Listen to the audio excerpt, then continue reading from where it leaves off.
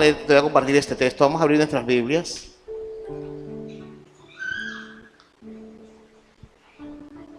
En Éxodo capítulo 4, versículo 6. Éxodo 4, del 6 en adelante. Dice, le dijo además Jehová, mete ahora tu mano en tu seno. Y él metió la mano en su seno. Y cuando la sacó, he aquí que su mano estaba leprosa como la nieve. Dice la palabra, leprosa como la nieve. Dice el versículo 7. Y dijo, vuelve a meter tu mano en tu seno. Y él volvió a meter su mano en su seno. Y al sacarla de nuevo del seno, he aquí que se había vuelto como la otra carne, o sea, estaba sana. Dice el versículo 8. Si aconteciere que no te creyeren, ni obedecieren a la voz de la primera señal, creerán a la voz de la postrera. Miren lo que dice la Nueva Traducción Viviente. Dice, el Señor le dijo a Moisés, si no te creen ni se convencen con la primera señal milagrosa, se convencerán, ¿con qué? Con la segunda. Diga conmigo, estoy viviendo el tiempo de mi segunda señal. ¿Cuántos dicen amén? Y hacen nombre. Viene un tiempo de tu segunda señal. Viene un tiempo donde Dios va a mostrar una segunda señal de lo que va a hacer en ti, de lo que Dios va a obrar, de lo que Dios va a abrir para ti. Por esa palabra vemos hoy, ¿verdad? Que viene un tiempo a tu vida que puedes intentar en ver obrar lo que la mano de Dios ha querido hacer sobre tu vida como al principio. Vuelve a mover la mano de la fe. Cree en este nuevo año en un mover sobrenatural de Dios sobre tu vida. Cree que viene sobre ti una segunda señal, viene un segundo movimiento que Dios va a hacer. Basado en ese texto, he titulado este mensaje, lo he titulado, vuelve y mete tu mano. Moisés no se quedó con la mano así con lepra, no. ¿Qué hizo Moisés? Volvió a meterla. ¿Está escuchando? ¿Me hago entender? Moisés volvió a meter su mano. Por tu hogar, por tus sueños, por lo que tú sabes que Dios te ha dicho, vuelve a meter tu mano. Vuelve a creer que Dios puede hacerlo. Vuelve a servir. Vuelve a ayunar por lo que habías ayunado. Vuelve a adorar. Vuelve a levantar altar. Vuelve a creer. Y vamos a ver solamente en esta mañana 2 puntos con este tema. Vuelve y mete tu mano. El primer punto lo he llamado hasta que se mueva el favor divino. Todos tenemos el favor de Dios, pero necesitamos que se mueva. Hasta que se mueva el favor divino. Escúchalo bien. Hasta que se mueva el favor divino. Segundo libro de Reyes, capítulo 5, versículo 10, dice: entonces Eliseo le envió un mensajero diciendo: ve y lávate 7 veces en el Jordán, y tu carne se te restaurará y serás limpio. Y dice el versículo 11, dice: y Naamán se fue enojado diciendo: he aquí yo decía para mí, saldrá él luego y estando en pie invocará el nombre de Jehová su Dios, y alzará su mano y tocará el lugar y sanará, ¿qué? La lepra. Él quería que alzara su mano y le sanara. Y le sanara. Y dice el versículo 12. Dice el 12. Habaná y Farfar, río de Damasco, no son mejores que todas las aguas de Israel. Si me lavare en ellos, ¿no seré también limpio? Y se volvió y se fue como enojado. Este hombre tenía una enfermedad llamada lepra, que por la Biblia, tú sabes lo que es la lepra. Hoy en día esa enfermedad todavía existe, pero en ese entonces era como un cáncer. Esa enfermedad era una desgracia. Poca gente se sanaba. Muy poca. Era extranjero. No conocía mucho de Dios este hombre. Muy poco conocía de Dios. Y este hombre, escúcheme bien, este hombre había tomado menjurjes. Cuando él habla de los ríos Habaná y Farfar, era porque había hecho ritos. Se había metido en ríos, en agua cristalina, era general del ejército de Siria, tenía dinero y había inquietado a buscar sanidad por todas partes. Había hecho pruebas en diferentes partes. Los médicos de ese entonces sanaban a la gente en ciertas aguas que hacían.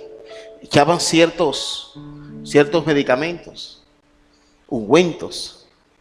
Pero viene el profeta y lo manda a meterse en el río Jordán, donde esa experiencia, el río del Jordán es un río muy pedregoso. Él tenía que apoyarse con las manos y hundirse él mismo.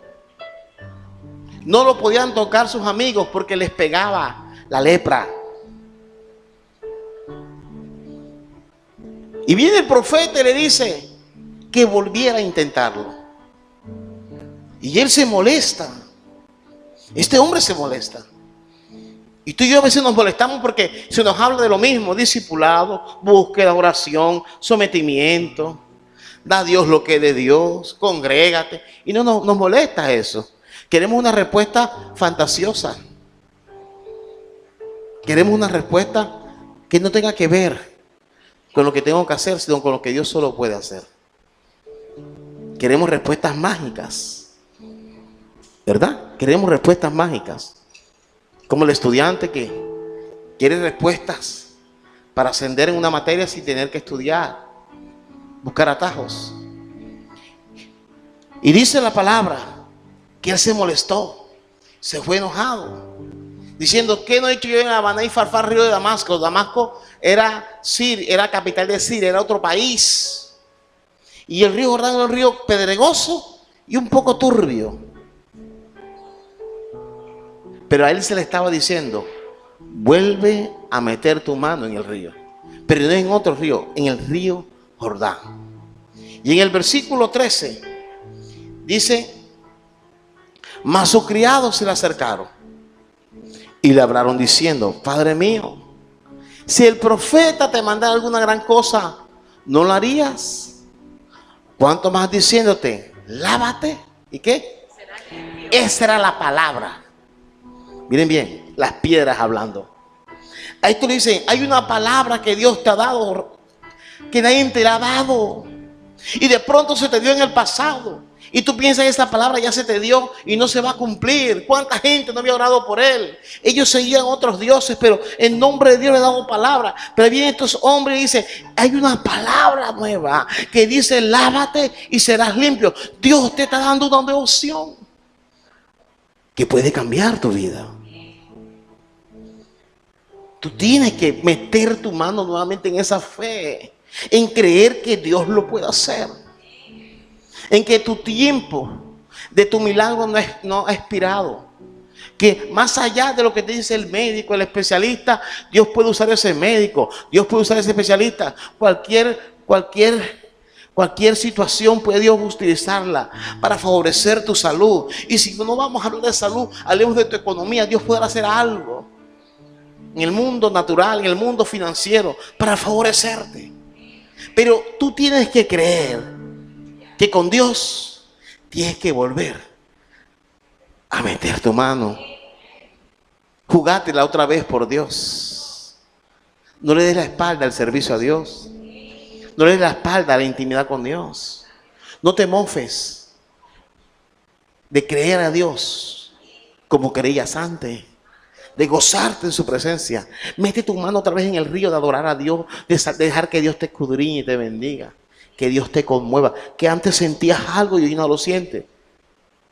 Dile: Señor, voy a meterme otra vez en ese río. A su nombre. Y dice en el versículo 14 dice: él entonces descendió y se zambulló, ¿cuántas veces? 7 veces. Según los argumentos, a la 7ª vez se sanó. Pero se agarró de la piedra y él tenía que hundirse, ¿cuántas veces? 7 veces. Se tenía que hundir y levantarse. Tuvo que volver a meter su mano. ¿Cuántas veces? 7 veces. Dice que 7 veces. Y dice que su carne se volvió como la carne de un niño y quedó ¿qué? Limpio, limpio, limpio, limpio. Y volvió a meter su mano en el río de la fe. Tienes que mojarte otra vez. Tienes que volver a meter tu mano en esa intercesión, en ese clamor. Tienes que volver nuevamente a creer. Esa fe que tuviste cuando bajaste a las aguas, cuando comenzaste a servir a Dios. Tienes que creer que si tú metes la mano otra vez Dios te va a sorprender. Mira lo que dice la palabra en el segundo libro de Reyes, ¿verdad? Lo que nos dice, capítulo 13, versículo 16. Luego dijo Eliseo al rey de Israel: pon tu mano sobre el arco. Y él puso su mano sobre el arco. Entonces puso Eliseo su mano sobre la mano de ¿quién? Del rey, el profeta. Puso la mano sobre las manos del rey, dice el versículo 16. Y dice: golpea la tierra. Y él la golpeó 3 veces. ¿Y qué? Se detuvo. Es que a veces nuestras manos se detienen porque no vemos nada. Y tu mano se ha detenido porque no has visto nada. Pero se te ha olvidado que la mano de Dios está sobre tu mano. Entonces dejas de golpear. Él dejó de golpear, dejó de creer. O creyó con medida. Creyó hasta donde le daba las fuerzas. Creyó hasta las circunstancias que estaba viendo. Creyó hasta donde la gente le aplaudía. Y la gente no te va a aplaudir todas las veces. Hay veces que la gente no va a estar contigo. Y dice que por eso nada más golpeó 3 veces. No golpeó más allá. Y tuvo en menos las manos que estaban sobre las manos de él. Y dice el versículo 19, dice: entonces el varón de Dios, enojado contra él, le dijo: al dar 5 o 6 golpes, hubieras derrotado a Siria hasta no quedar ¿qué? Ninguno. Escucha esta palabra. Pero ahora solo 3 veces derrotarás a Siria. Muchas veces se te dio oportunidad para derrotar cosas en ti y tuviste temor.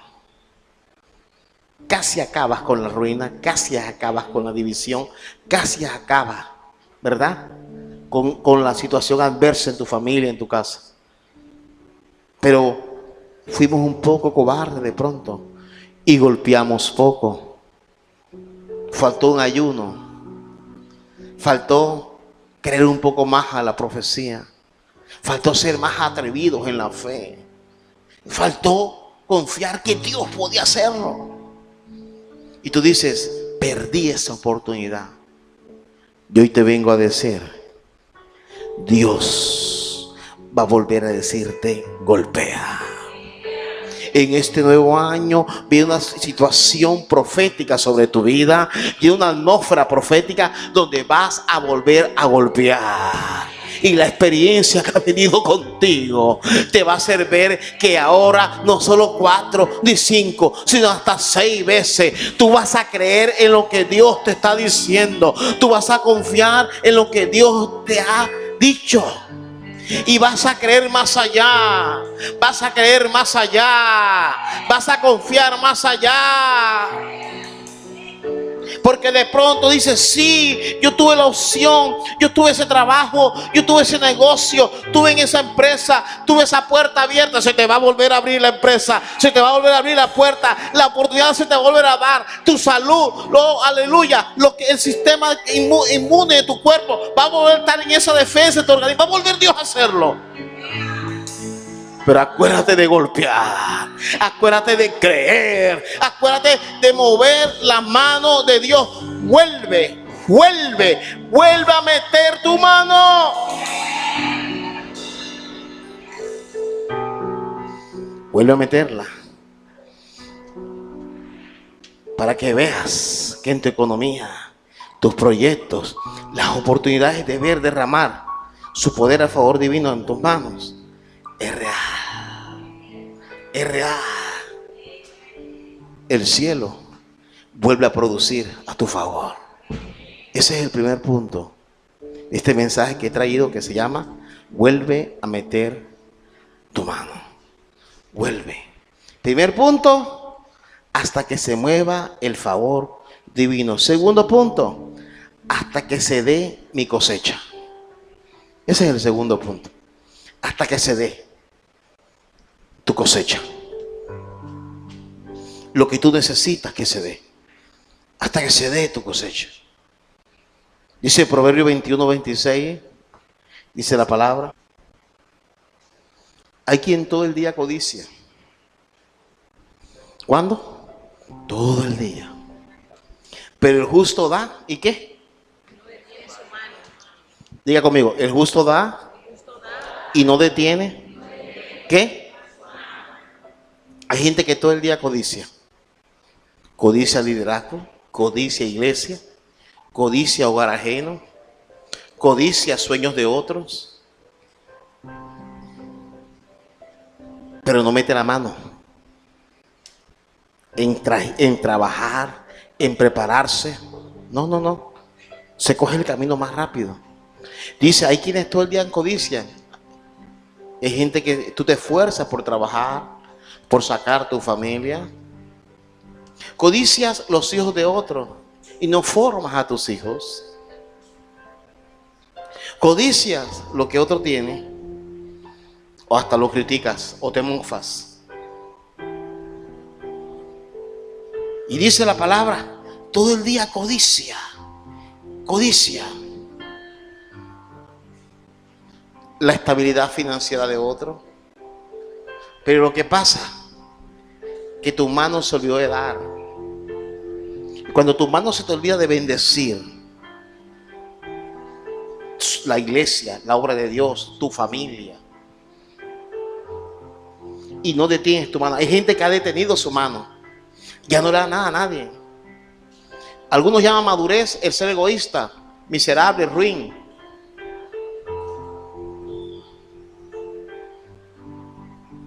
El justo da. ¿Por qué el justo da? Porque sabe que nada merece, pero aquel le ha decidido dar y él lo cree. El justo sabe que no merece lo que tiene, pero Dios en su bondad se lo ha dado. Se ha esforzado, sí es cierto. Es disciplinado, cierto. Dice que el justo da, pero no detiene su mano. Y cuando a ti se te dio una oportunidad, detuviste tu mano, la cerraste. Y cuando tú cierras tu mano, por eso es que las cosas se te van cercenando, ¿verdad? Se van cortando.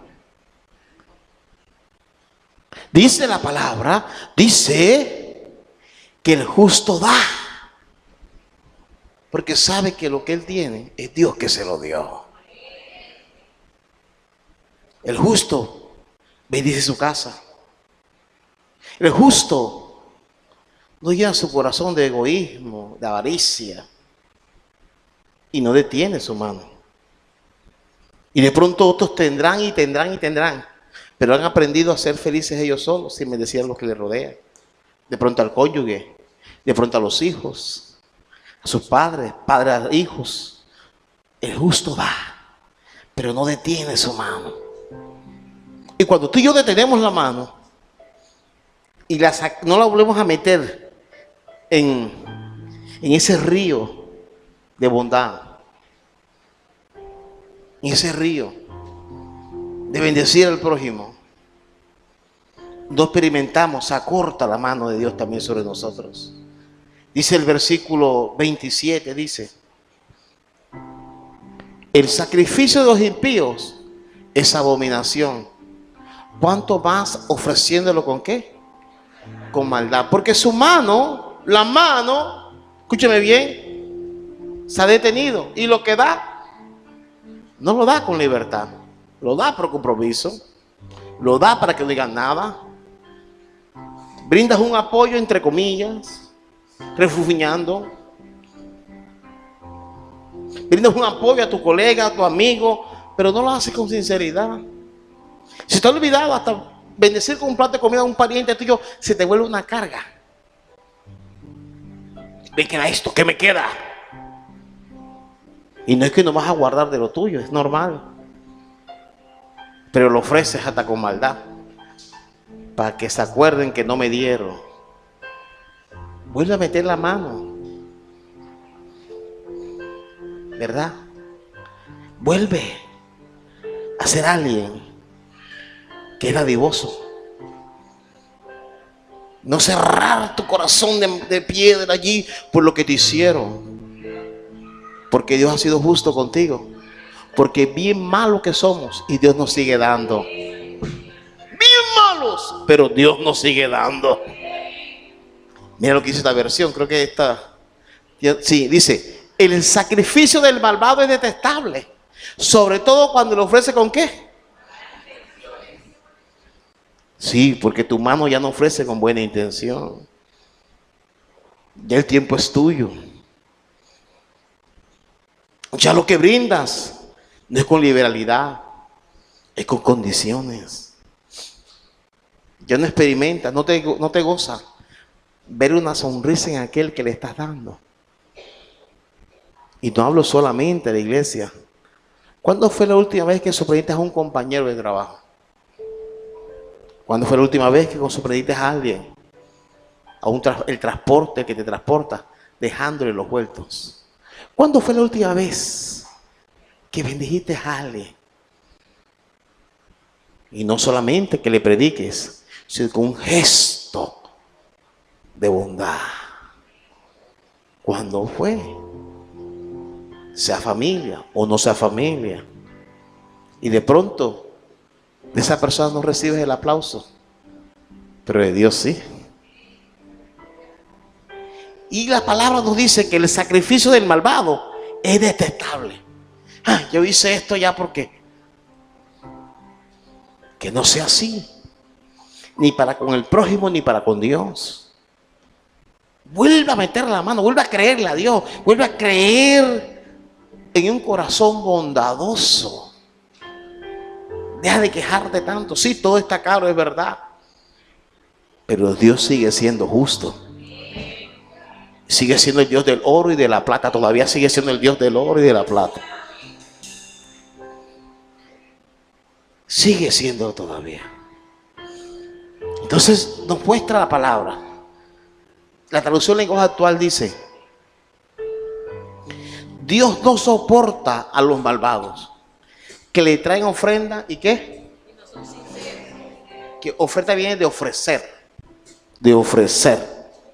Eso es que ofrenda no tiene que ver con diezmo. Diezmo es lo que das a Dios, diezmo, pero ofrenda es que tú ofreces.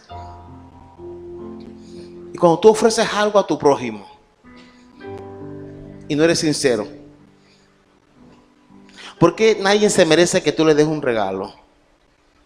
¿Por qué nadie se merece que tú le des un plato de comida? ¿Por qué nadie se merece que tú le desees un feliz año, una feliz Navidad? ¿Por qué nadie se merece que tú seas gratificante con alguien? Y contigo sí se puede ser. Porque esa persona te marcó o alguien te marcó. Vuelve a meter tu mano. Y lo tuyo, siempre lo tuyo, ponlo en las manos de Dios. Y siempre, como tú no detienes tu mano, jamás Dios detendrá tu mano sobre ti. Dice, no son sinceros. No son sinceros.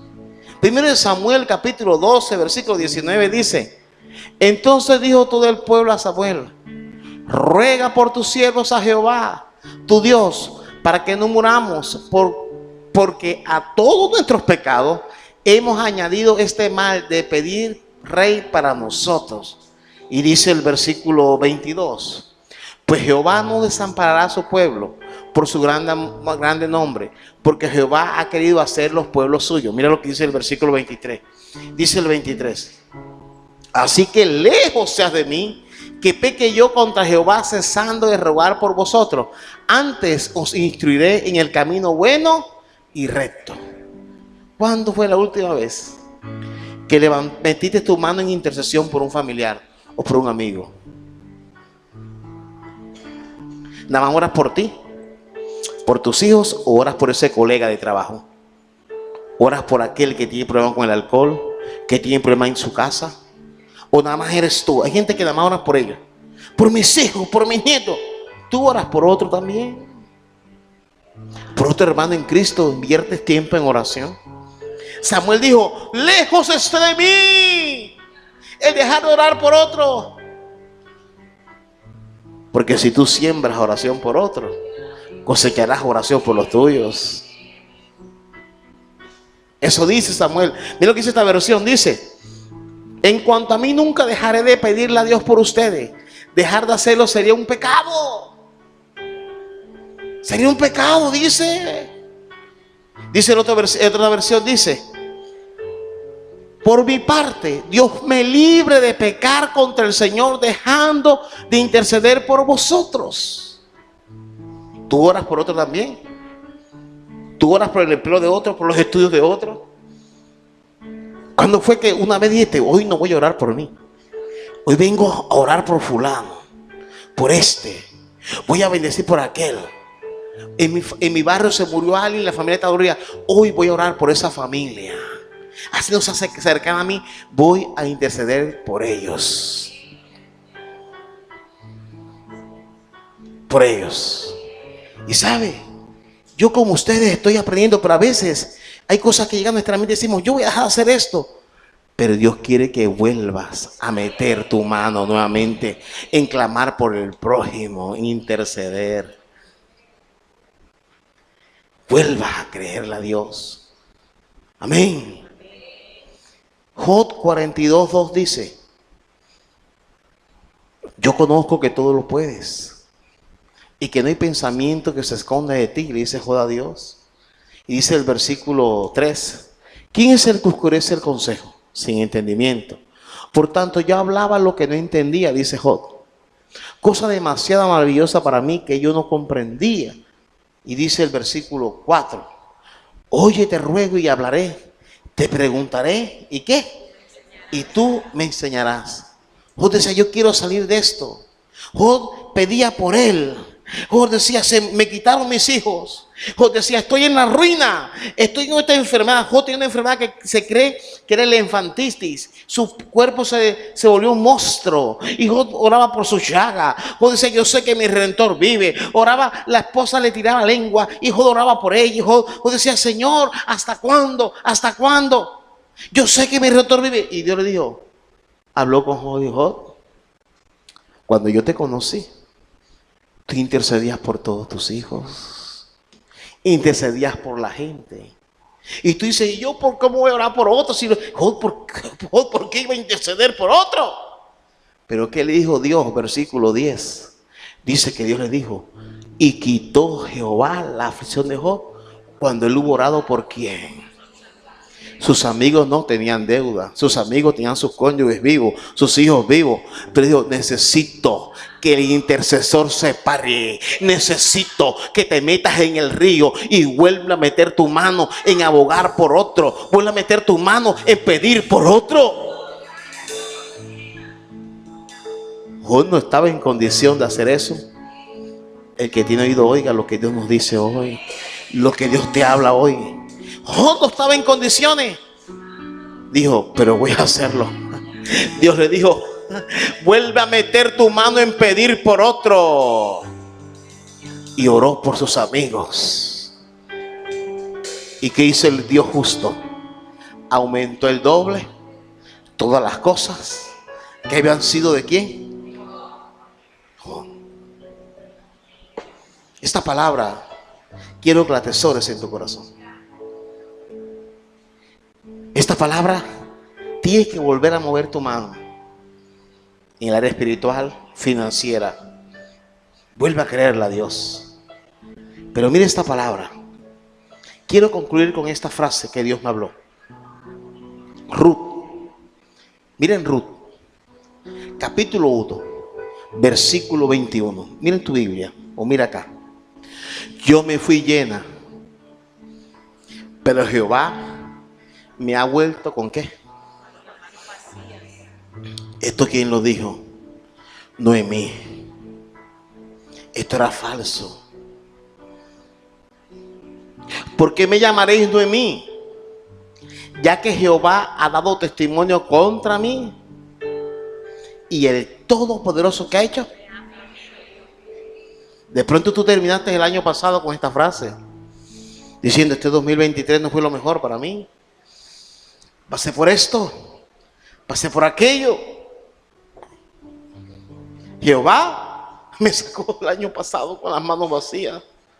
Pero tú lo has dicho frenteado, pero en tu mente, en tu ser, hay ciertas áreas. Dice: yo aspiraba de pronto a tener ya la casa, estar estudiando, esperaba un contrato indefinido, esperaba no estar en esta situación, yo esperaba otra cosa, otra salud, otro nivel de sanidad. Y siento que mis manos están vacías. Pero las manos de Noemí estaban vacías. Pero llegó a Belén de Judea, en la casa de pan. Y en la casa de pan Dios hace algo. Yo quiero que tú te grabes este versículo hoy, te lo vas a grabar. Y medites en estos 15 días de enero. Tú que eres de esta iglesia, tú que nos visitas, grábate esta palabra. Esto es falso. Porque el Todopoderoso va a hacer algo en esas manos que algunos te las han criticado, que están vacías. Y mira lo que Dios, esta joya que Dios me mostró. Capítulo 3, versículo 17. Dice: y dijo, mira lo que dice este hombre, puesto por Dios: estas 6 medidas, ¿de qué? Que son bastantes. Me las dio, dice Ruth, diciendo, a fin de que no vayas a tu suegra con qué. Las manos vacías. Yo creo que se acabó el tiempo de las manos vacías. Dios está dando una señal en esta mañana. Dios te está diciendo: algo va a pasar en tus manos. Eso es lo que tú dijiste, no es así. Esas manos que bajaron vacías, algo va a hacer Dios. Dice: ve a tu suegra, le dice vos, y no vayas con las manos vacías. Lleva 6 medidas, de 6 gramos, de 6 medidas de cebada. Lleva 6 medidas. Vuelve a meter tu mano. Noemí, la mujer soñadora, cuando Barro dice: vos, el pariente de tu exmarido o del difunto, dijo que el tiempo de las manos vacías se acabó. Yo quiero que inclines tu rostro un momento, por favor.